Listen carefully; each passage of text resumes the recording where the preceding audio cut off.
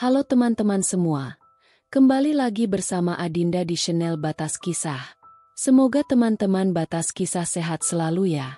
Nah, sekarang kita akan membacakan kisah dengan judul Suami dan Mertua Tak Tahu Diri. Yuk simak ceritanya sampai selesai.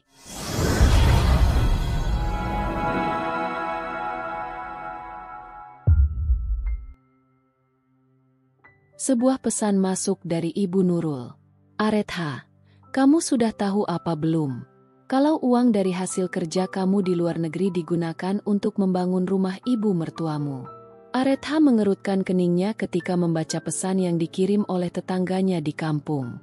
Bukan hanya sebuah pesan saja yang ia terima, tetapi juga beberapa foto. Aretha memperhatikan foto tersebut satu persatu. Sebuah rumah yang cukup mewah. Kemudian Aretha membalas pesan singkat dari Bu Nurul tersebut. Ibu yakin kalau uang yang digunakan ibu mertuaku adalah uang dari hasil kerja kerasku di sini. Ibu mertua kamu sendiri yang ngomong. Memangnya Akbar mampu? Dia aja pengangguran di rumah. Kamu yang kerja banting tulang di negeri orang, balas Bu Nurul. Aretha terdiam usai membaca pesan terakhir yang dikirim oleh tetangganya itu. Ia kerja keras demi bisa membantu perekonomian keluarga kecilnya. Namun kenyataannya dimanfaatkan oleh ibu mertuanya. Beruntung Aretha tidak mengirimkan seluruh gajinya. Mungkin ini alasan kenapa Mas Akbar sering memintaku untuk mentransfer uang yang lebih dari biasanya. Rupa-rupanya mereka gunakan untuk kepentingannya sendiri. Gumamnya. Aretha teringat jika sudah beberapa bulan ini sang suami meminta tambahan uang yang ditransfer. Tiba-tiba saja ponsel Aretha kembali berdering. Ketika dibuka, terpampang nama suaminya di layar. Aretha menghela napas. Untuk apa suaminya mengirim pesan? Setelah itu ia langsung membuka pesan tersebut. Aretha cukup merasa penasaran juga dengan pesan yang suaminya kirim. Aretha, untuk bulan ini kamu tambahin lagi ya transfer uangnya.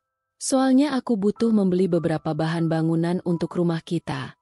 Pesan masuk dari Mas Akbar. Rumah kita. Rumah ibumu kali. Mas.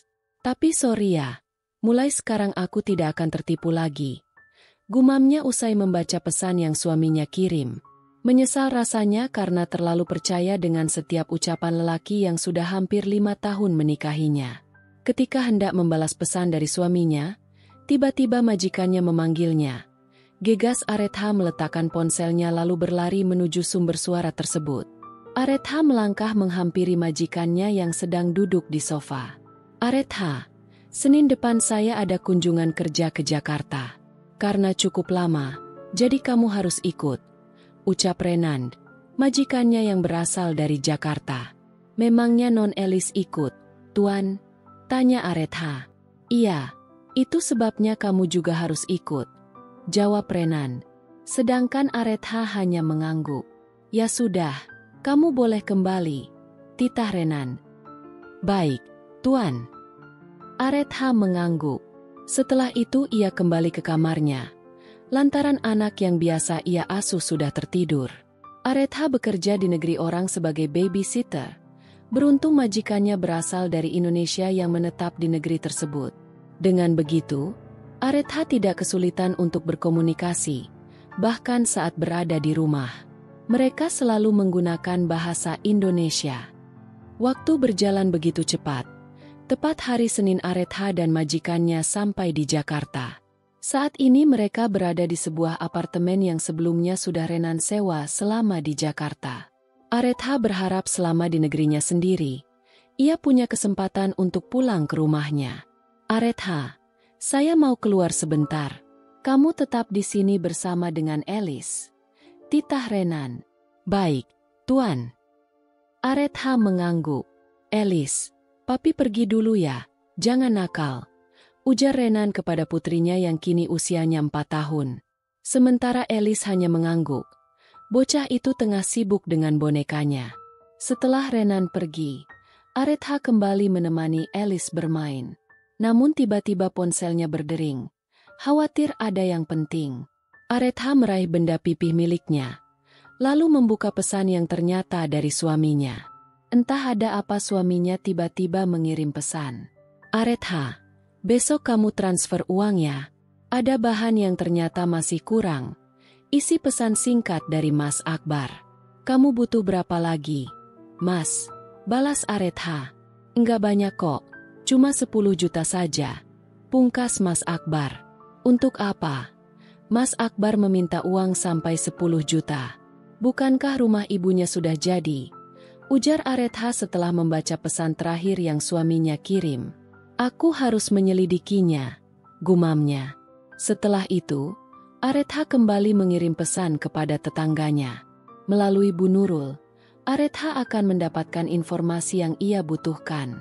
Waktu berjalan begitu cepat. Pukul 7 malam Renan baru kembali.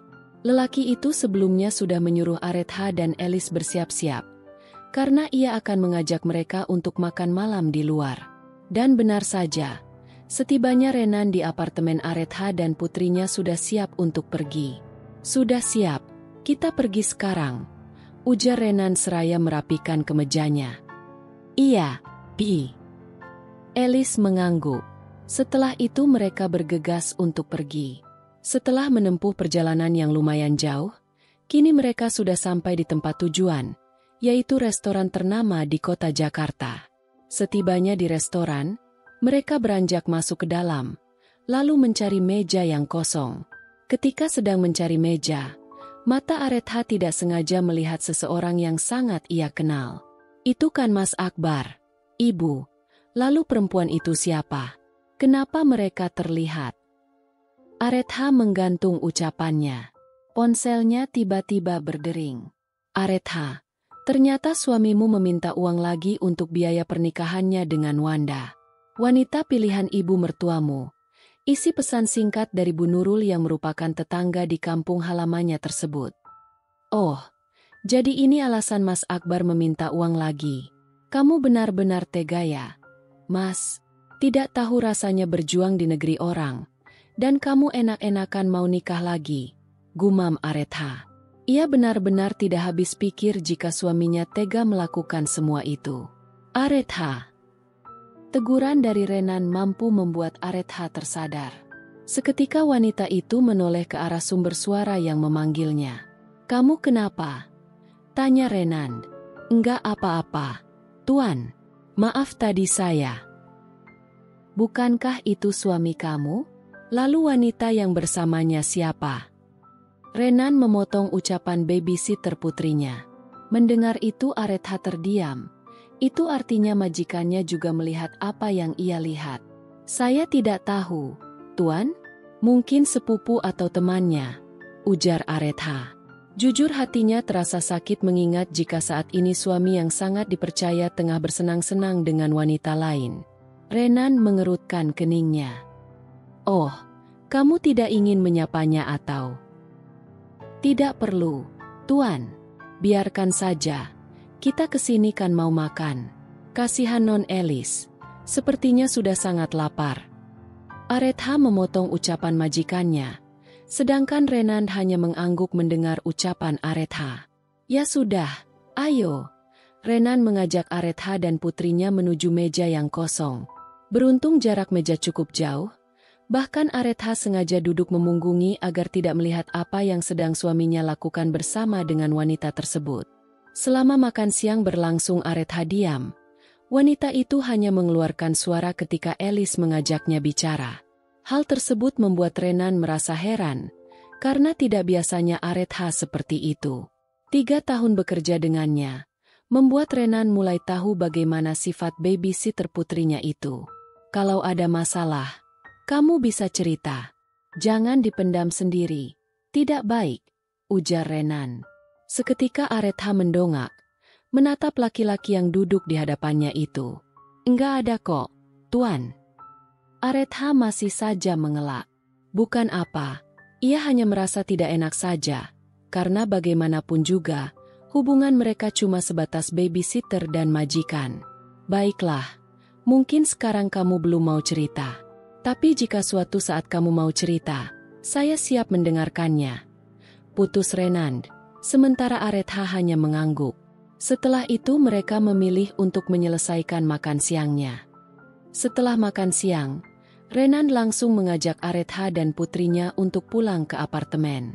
Selain ada urusan yang lainnya, Renan juga melihat kalau putrinya sudah lelah.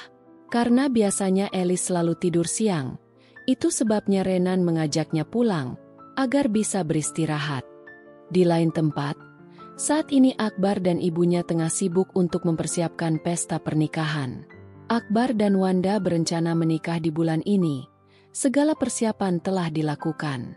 Bahkan mereka berencana untuk membuat pesta yang sangat meriah. Akbar, istrimu sudah transfer uang apa belum?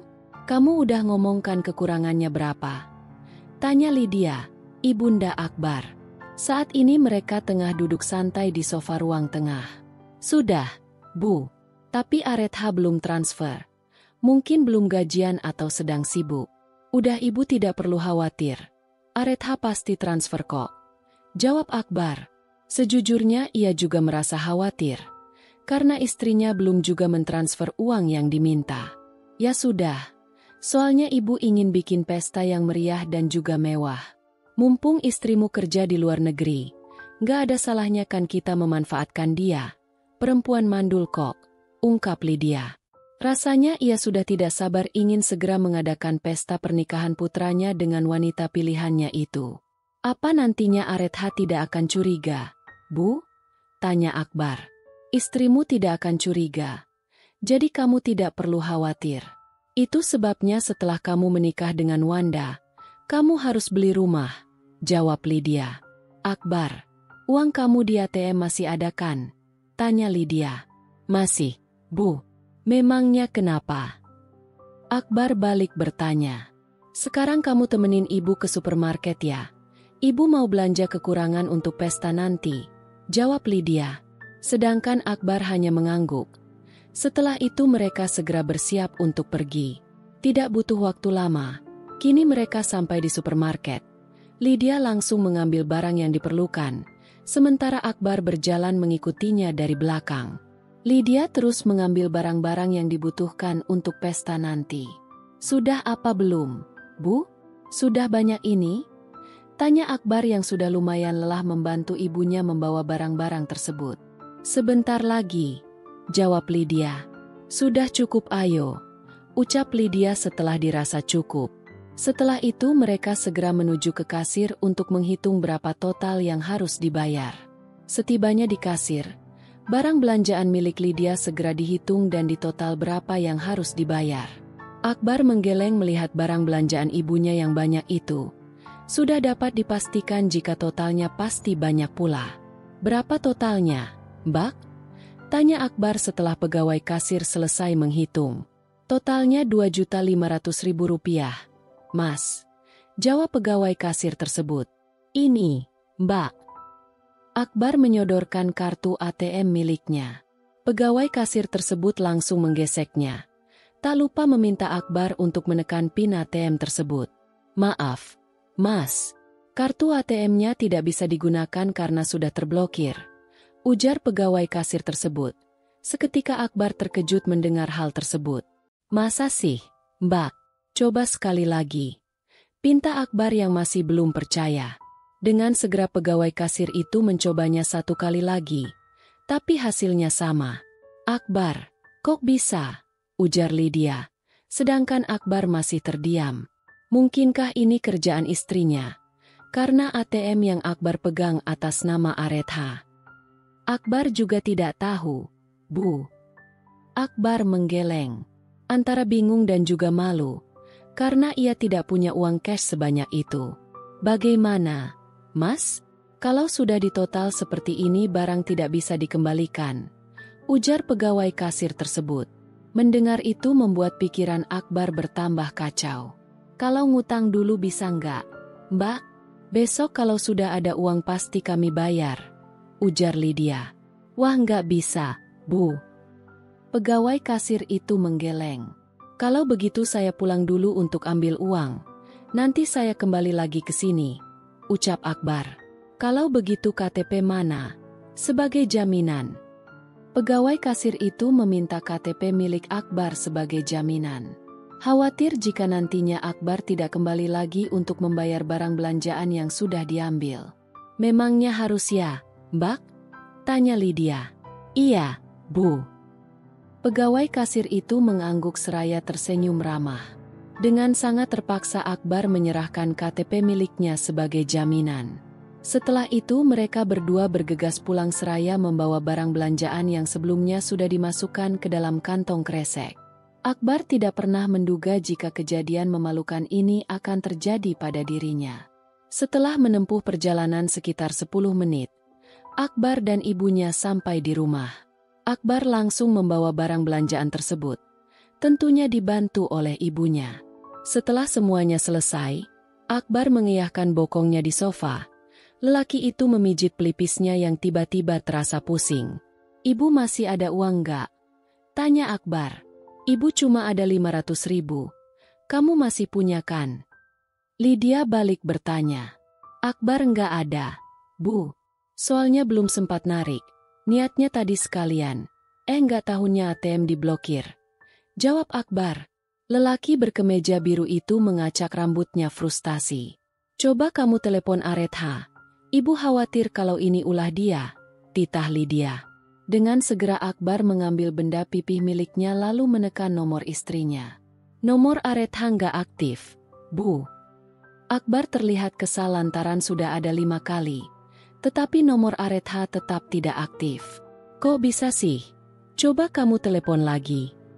Lydia kembali menyuruh putranya untuk menelpon Aretha. Halo, Aretha, sekarang kamu lagi ngapain?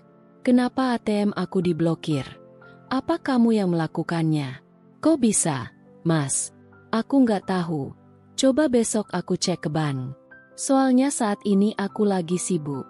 Jadi kamu tidak tahu kenapa ATM aku keblokir. Aku nggak tahulah, Mas. Besok aku cek deh. Ya sudah. Oh ya, untuk yang 10 juta. Kapan kamu transfer? Mungkin minggu depan, Mas. Akhir-akhir ini aku sibuk. Soalnya majikan aku lagi banyak acara. Ya sudah. Tapi kamu jangan bohong ya. Soalnya ini juga untuk masa depan kita. Iya, Mas. Udah dulu ya. Aku mau lanjut kerja lagi. Sambungan telepon terputus. Akbar menghela napas lega. Meski ia masih bingung. Soalnya saat ini Akbar sedang tidak pegang uang.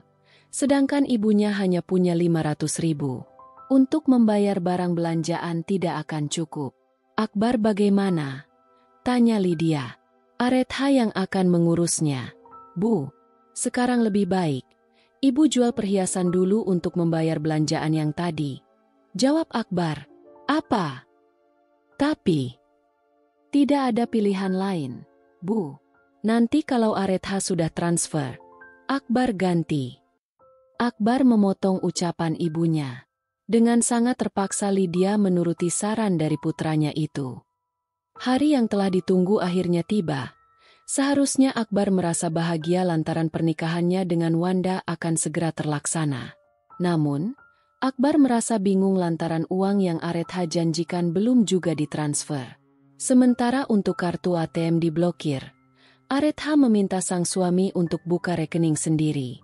Tapi sampai detik ini, Aretha belum juga mentransfer uang ke rekening milik suaminya. Setiap kali ditanya, Aretha selalu menjawab belum punya waktu. Dan hari ini adalah hari pernikahan Akbar dengan Wanda. Ia berharap setelah ijab kabul selesai, Aretha akan mentransfer uang yang nantinya digunakan untuk biaya resepsi pernikahan. Bagaimana? Apakah sudah siap? Tanya Pak Penghulu. Sudah, Pak. Akbar mengangguk. Setelah itu Pak Penghulu mulai menjabat tangan Akbar. Lalu ijab kabul pun akan segera dimulai. Ijab kabul berjalan dengan lancar. Kini Akbar dan Wanda resmi menjadi sepasang suami istri. Bahkan kini mereka sudah berdiri di atas pelaminan untuk menerima ucapan selamat dari para tamu undangan yang datang. Senyum kebahagiaan tercetak jelas di wajah keduanya. Begitu juga dengan Lydia. Selamat ya, Mas, atas pernikahannya. Semoga langgeng dan segera diberi momongan, ucap seorang wanita. Akbar yang begitu mengenal suara tersebut seketika menatap wanita yang ada di hadapannya. Wanita itu membuka kacamata hitam miliknya, lalu tersenyum seraya menatap mempelai lelaki di hadapannya. Wanita itu tak lain adalah Aretha. Seketika mata Akbar melotot melihat istrinya datang dan memberinya ucapan selamat. Bukan hanya Akbar saja yang terkejut, tetapi juga dengan Lydia dan juga Wanda. Aretha, kamu. Kenapa, Mas? Tidak usah kaget seperti itu. Potong Aretha. Rasanya ia ingin tertawa melihat ekspresi wajah suaminya yang tegang itu. Kedatangan aku ke sini hanya ingin memberikan ini. Aretha menyerahkan amplop kepada suaminya. Dengan tangan gemetar Akbar menerima amplop tersebut. Ini apa? Tanya Akbar dengan wajah yang sudah basah oleh keringat. Mas buka saja sendiri, jawab Aretha. Dengan cepat Akbar membuka dan membaca isi amplop yang ada di tangannya. Sedetik kemudian mata Akbar melotot ketika tahu jika Aretha telah menggugat cerai dirinya. Akbar menatap kertas berwarna putih yang ada di tangannya, lalu balik menatap wajah istrinya. Wanita yang sudah 5 tahun ia nikahi tiba-tiba menggugat cerai hanya gara-gara masalah sepele. Akbar tidak menyangka jika Aretha akan pulang dan datang ke acara resepsi pernikahannya. Aretha, kamu jangan bercanda. Ini nggak lucu. Akbar menggeleng, berharap Aretha mau mencabut gugatan cerainya. Akbar tidak akan sanggup jika harus berpisah dengan istrinya. Siapa yang bercanda? Ini kenyataan, Mas. Aku tidak sedang mengajakmu untuk bercanda, ucap Aretha. Sejujurnya sangat menyakitkan melihat suaminya bersanding dengan wanita lain. Namun hati Aretha seketika mati ketika mengetahui kelakuan asli suami dan ibu mertuanya. Aretha pikir Akbar adalah laki-laki baik. Tapi kenyataan tak beda dengan lelaki di luar sana. Demi membantu perekonomian keluarga, Aretha rela berjuang dan membanting tulang di negeri orang. Namun ternyata, apa yang ia lakukan dimanfaatkan oleh suami dan ibu mertuanya. Istri mana yang tidak sakit hati setelah tahu perjuangannya selama ini sia-sia? Sayang, aku bisa menjelaskan semuanya. Ini tidak seperti yang kamu pikirkan.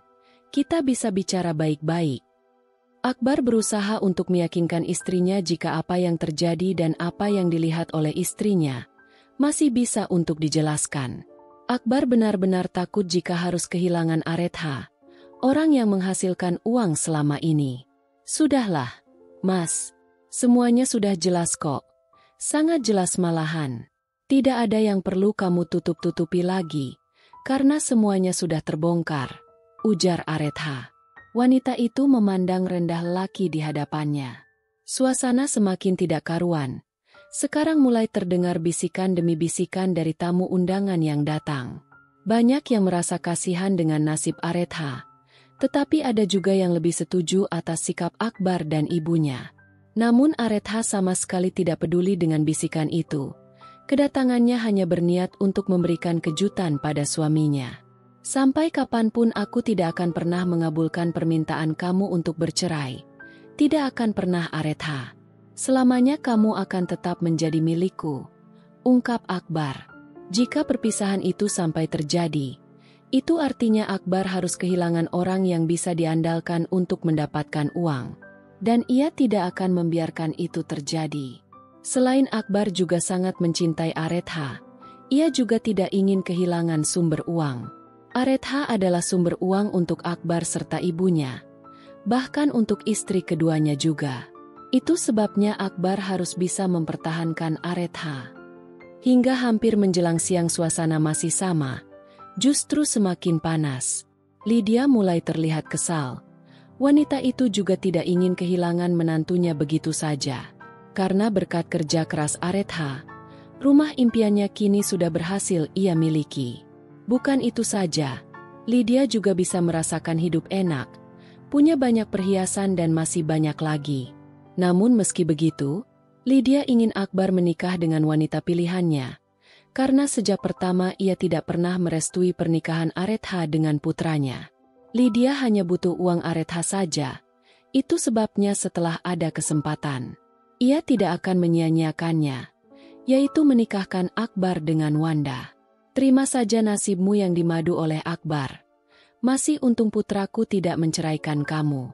Dan perlu kamu ketahui, Akbar menikah lagi karena tahu kamu selingkuh di tempat kerjamu itu. Itu sebabnya Akbar memutuskan untuk menikah lagi. Setelah cukup lama, akhirnya Lydia buka suara. Seketika semuanya terkejut mendengar apa yang Lydia ucapkan. Aretha tersenyum miris. Aku selingkuh. Mana buktinya kalau aku selingkuh? Seharusnya, ibu sadar. Tanpa kerja kerasku ibu tidak akan bisa merasakan kemewahan ini. Anak ibu pengangguran, dan aku masih mau menerimanya. Bahkan aku rela kerja di negeri orang demi bisa membantu perekonomian keluarga. Tapi ini balasan yang aku dapat. Aretha. Akbar menatap tajam wanita yang berdiri di hadapannya itu. Merasa tidak suka dengan apa yang diucapkannya. Kenapa, Mas? Memang seperti itu kenyataannya kan? Sejak kamu menjadi pengangguran karena di PHK, aku yang bekerja keras untuk keluarga kita. Dan puncaknya aku memutuskan untuk pergi ke luar negeri. Berharap bisa merubah nasib menjadi lebih baik lagi, ungkap Aretha. Hatinya terasa semakin panas dan juga sakit ketika mengingat perjuangannya yang tak dihargai itu. Akbar tidak pernah memaksamu untuk pergi ke luar negeri. Kamu aja yang ngotot. Karena memang kamu berencana untuk selingkuh. Mencari laki-laki yang lebih kaya dari Akbar. Lydia kembali bersuara. Dan kali ini membuat dada Aretha tambah bergemuruh. Karena apa yang ibu mertuanya katakan sama saja dengan fitnah. Ibu jangan fitnah ya. Di sini yang selingkuh aku atau Mas Akbar. Mana bukti kalau aku selingkuh? Tantang Aretha. Ibu mertuanya memang harus dikasih pelajaran. Ada kok. Kamu di luar negeri selain jadi babysitter. Kamu juga merangkap sebagai simpanan laki-laki. Itu sebabnya gajimu banyak. Sekarang kamu pulang karena sudah terkena penyakit kelamin. Dan itu yang menyebabkan kamu tidak bisa hamil. Tuduhnya. Aretha menggeleng mendengar tuduhan dari ibu mertuanya. Sedetik kemudian para tamu undangan heboh. Mungkin mereka percaya dengan apa yang Lydia katakan. Putar sekarang. Titah Aretha. Ia sudah tidak tahan mendengar fitnah yang ibu mertuanya katakan itu. Selang beberapa menit, layar besar yang tadinya menayangkan sebuah foto prawedding antara Akbar dengan Wanda, kini sudah berubah. Dan layar itu kini menjadi pusat perhatian semua orang. Sebuah video kini sedang berlangsung. Video antara Akbar dan Wanda yang tengah memadu kasih layaknya sepasang suami istri. Bukan itu saja. Di layar juga terdapat video percakapan antara Akbar, Wanda dan Lydia yang berencana untuk menjadikan Aretha sebagai mesin ATM. Mata Akbar melotot melihat video itu. Mereka benar-benar terkejut. Sedangkan para tamu yang awalnya percaya dengan ucapan Lydia, kini mereka justru saling berbisik. Kini sudah terbukti, siapa yang selingkuh dan siapa yang bersalah, ucap Aretha. Seketika Lydia menatap menantunya dengan tatapan yang sangat tajam. Suasana benar-benar semakin kacau. Banyak tamu undangan yang mengatai Akbar, Wanda dan juga Lydia. Rasanya Aretha puas melihat wajah tegang dan juga ketakutan mereka. Tapi ini belum seberapa. Aretha masih punya banyak kejutan untuk para benalu seperti mereka. Aretha, kamu apa-apaan sih? Matiin gak video itu? Akbar mendekat. Tatapannya tajam. Dari raut wajahnya, Aretha dapat melihat jika Akbar tengah menahan emosi. Jujur, baru sekarang Aretha melihat lelaki yang telah menjadi suaminya selama 5 tahun ini marah. Kamu kenapa, Mas? Marah atau malu? Aretha menatap lelaki di hadapannya dengan tatapan remeh. Tanpa menjawab ucapan istrinya, Akbar melangkah menuju ke belakang untuk mematikan video yang sedang berputar itu. Aretha hanya diam. Pandangan matanya beralih pada wanita yang kini telah sah menjadi istri kedua suaminya. Selamat ya, karena kamu berhasil menikah dengan Mas Akbar. Tapi setelah ini, aku minta kamu jangan syok, karena apa yang Mas Akbar miliki tidak akan bertahan lama, ucap Aretha. Mendengar itu Wanda hanya diam. Walaupun sesungguhnya ingin sekali ia mencakar wajah istri pertama suaminya itu. Diam kamu. Lebih baik sekarang kamu pergi dari sini. Kamu itu tamu tidak diundang. Kedatanganmu sudah membuat kacau acara ini. Lydia mengusir Aretha, karena kedatangannya benar-benar sudah merusak acara resepsi yang seharusnya meriah, dan kini menjadi kacau. Aretha tersenyum sinis. Ibu tidak perlu mengusirku. Aku juga akan pergi. Tapi perlu ibu ketahui, rumah ini dibangun menggunakan uangku. Jadi kalian akan merasakan sendiri akibatnya nanti. Setelah mengatakan itu, Aretha melangkah pergi dari tempat tersebut. Melihat istrinya pergi, Akbar hendak mengejarnya. Namun dengan cepat Wanda mencegahnya. Wanita bergaun pengantin itu langsung menarik tangan lelaki yang kini telah sah menjadi suaminya. Dengan terpaksa Akbar mengurungkan niatnya. Sudahlah, Mas. Untuk apa dikejar sih? Gara-gara kedatangannya acara kita jadi berantakan kayak gini kan? Ujar Wanda. Sesungguhnya wanita itu merasa cemburu saat melihat suaminya masih begitu peduli dengan istri pertamanya. Wanda benar. Gara-gara kedatangan dia kita dipermalukan seperti ini. Lebih baik sekarang kita berpikir, bagaimana caranya agar Aretha kembali menurut seperti dulu. Lydia menimpali. Mendengar itu Akbar hanya mengangguk.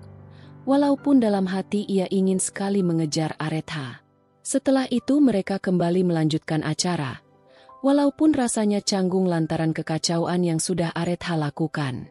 Lydia berjanji akan membuat menantunya itu menyesal. Karena sudah mempermalukan dirinya di depan umum.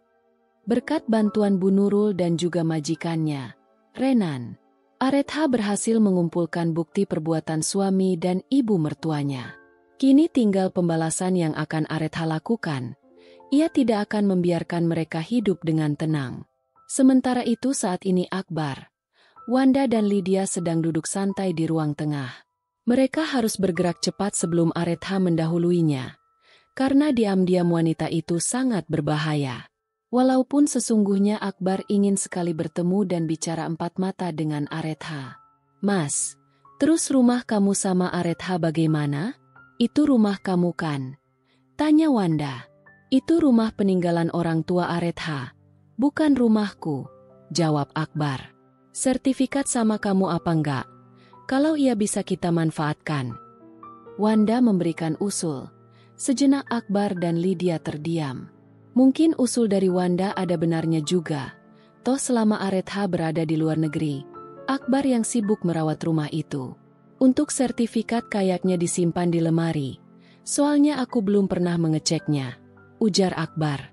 Lalu untuk sertifikat rumah ini atas nama siapa? Tanya Wanda. Atas nama ibu. Jadi walaupun bikinnya pakai uang Aretha, dia tidak punya hak apapun, jawab Lydia. Sedangkan Wanda hanya mengangguk. Terus rencana kamu untuk selanjutnya apa, Mas? Tanya Wanda. Katanya Aretha sudah menggugat cerai kamu. Apa itu benar? Iya. Itu sebabnya aku ingin bicara berdua dengan Aretha. Aku tidak bisa melepaskannya begitu saja. Akunya. Mendengar itu dada Wanda seketika bergemuruh. Jujur ia cemburu lantaran suaminya begitu peduli dengan istri pertamanya. Akbar melakukan ini agar hidup kita tetap terjamin. Kamu mau hidup melarat. Soalnya apa yang ada sekarang berkat kerja keras Aretha. Seakan mengerti perasaan menantunya itu. Tiba-tiba Lydia angkat bicara. Sejenak suasana menjadi hening. Entah apa yang ada di pikiran Wanda saat ini. Yang jelas ia tidak ingin berbagi suami. Tetapi Wanda juga tidak mau hidup melarat. Sedangkan Akbar terus berpikir bagaimana cara mempertahankan Aretha, istrinya. Karena wanita itu sumber uang untuk Akbar dan keluarganya. Selang beberapa menit, terdengar bel rumah berbunyi. Mendengar itu Lydia bangkit dan melangkah menuju ruang tamu. Setibanya di ruang tamu, Lydia langsung membuka pintu utama. Sejenak wanita itu diam. Ada dua orang lelaki sudah berdiri di depan pintu. Pikiran Lydia mendadak kacau. Wajahnya juga menjadi pucat. Ada apa ya? Tanya Lydia yang pura-pura tidak tahu. Kedatangan kami ke sini untuk menagih hutang atas nama Pak Akbar. Total semuanya 20 juta. Kami minta dalam waktu 2 hari harus sudah lunas. Jawab lelaki tersebut. Mendengar itu seketika Lydia bungkam. Uang sebanyak itu dari mana? Ada apa, Bu? Akbar melangkah menghampiri ibunya. Dengan Pak Akbar, kedatangan kami ke sini untuk menagih hutang, Bapak. Totalnya 20 juta. Dan dalam waktu 2 hari harus sudah lunas, terangnya. Seketika mata Akbar melotot. Kekhawatirannya benar-benar terjadi. Dan sekarang Akbar harus berbuat apa untuk bisa melunasi hutang tersebut? Maaf, apa tidak bisa dikasih kelonggaran waktu? Tanya Akbar. Ia tidak akan sanggup untuk melunasinya hanya dalam waktu 2 hari. Terlebih saat ini Akbar sedang ada masalah dengan Aretha. Tidak bisa, Pak. Kalau dalam waktu 2 hari tidak lunas, kami akan membawa masalah ini ke pihak yang berwajib, jawabnya. Mata Akbar kembali melotot mendengar hal tersebut. Ia tidak mau masuk penjara hanya gara-gara hutang. Bersambung. Terima kasih teman-teman Batas Kisah. Mohon maaf jika Adinda ada kekurangan dalam membacakan ceritanya. Semoga teman-teman semua bisa terhibur dengan cerita yang Adinda bawakannya. Oh iya, jika teman-teman Batas Kisah menginginkan kelanjutan dari cerita ini, jangan lupa subscribe, like dan bisa bantu komen di bawah ya, agar Adinda lebih semangat untuk menghadirkan kelanjutan cerita yang menarik berikutnya. Sampai ketemu lagi di episode berikutnya ya. Sekian dan terima kasih.